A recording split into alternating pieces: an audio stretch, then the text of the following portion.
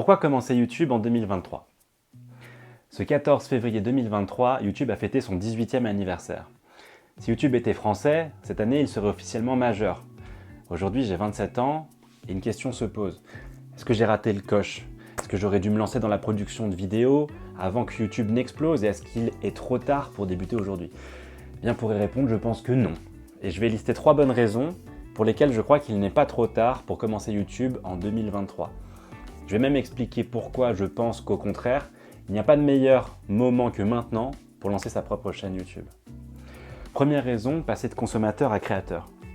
Il me semble que le meilleur moyen de tirer son épingle du jeu dans une société de surconsommation est de devenir soi-même un créateur. J'habite à Pékin, en Chine, et ici pour moi, c'est loin d'être la fin de l'abondance. Mon salaire est plus élevé qu'en France et le coût de la vie est inférieur. Si je voulais, je pourrais manger au restaurant tous les jours et utiliser tout mon temps libre pour regarder des vidéos ou jouer à des jeux vidéo. Cela dit, que ce soit pour me sentir fier de moi-même, pour éviter d'avoir des regrets en vieillissant, ou pour mieux servir de modèle aux gens qui m'entourent et que je pourrais potentiellement influencer, je veux éviter de perdre mon temps. Quelle que soit la qualité des contenus que je consomme, je sais au fond de moi-même que devenir un producteur est un tout autre état d'esprit.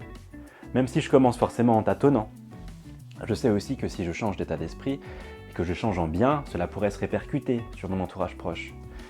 Aujourd'hui, à l'heure où j'enregistre ma vidéo, le 16 avril 2023, mon petit frère fête ses 19 ans. Si je me lance sur YouTube et que j'arrive à faire du contenu que je considère être de qualité, je pourrais potentiellement l'inciter à faire de même. Deuxième raison, développer mes compétences.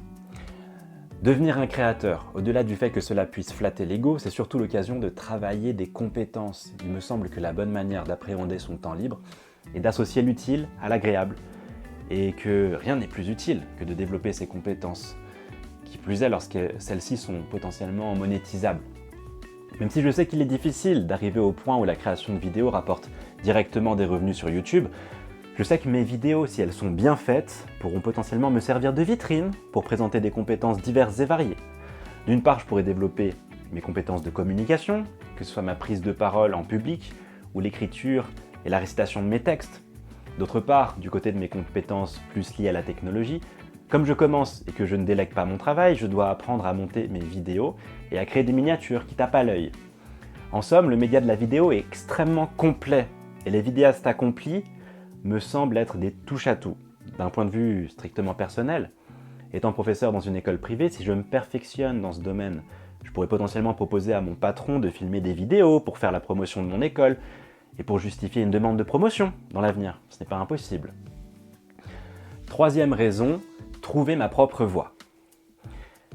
Bien que je me mette à créer du contenu sur YouTube et que je développe à mon rythme mes compétences personnelles, cela ne veut pas dire pour autant que je trouverai mon public, étant donné que YouTube est saturé de créateurs de contenu. Cela étant, plutôt que de le prendre comme un point négatif, je préfère le voir comme un défi à relever. Tant que je n'aurai pas trouvé mon public, c'est que je n'aurai pas encore cerné la valeur ajoutée que je pourrais potentiellement apporter. Et je trouve que c'est un excellent indicateur à suivre. Comme je suis un grand consommateur de YouTube, je devrais pouvoir identifier ce qui me plaît et ce dont la plateforme me semble manquer.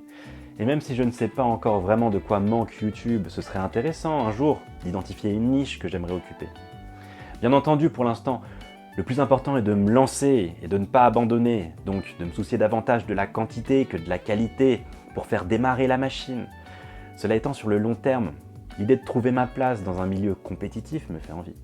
Je pourrais essayer de parler de ma vie en Chine aussi honnêtement que possible, par exemple, ou créer du contenu pour aider les gens à parler français, étant donné que je suis professeur de français depuis plusieurs années.